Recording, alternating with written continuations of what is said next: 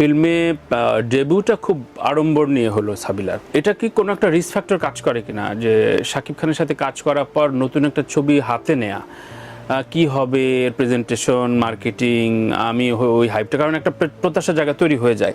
অবশ্যই একটা টেনশন, এক ধরনের একটা রেসপন্সিবিলিটি কাজ করে, কারণ শাকিব ভাইয়া আসলে আমাদের ইন্ডাস্ট্রির এখন সব থেকে মানে যার উপর সব ধরনের রেসপন্সিবিলিটি গ্রেট অরা। হ্যাঁ, সো মানে এরকম একজন মেগাস্টারের সাথে স্ক্রিন শেয়ার করার পরে ডেফিনেটলি এক ধরনের একটা রেসপন্সিবিলিটি কাজ করে, এবং আমার ক্ষেত্রেও তা হয়েছে। আমার মনে হচ্ছিল যে নেক্সট, ইনফ্যাক্ট ঈদের দিনই আমার আসলে, যেদিন সিনেমা রিলিজ পেয়েছে, তাণ্ডব রিলিজ পেয়েছে, সেদিনই আমার আসলে মনে হচ্ছিল যে ওকে হোয়াট নেক্সট, আমি আসলে পরবর্তীতে কি করব।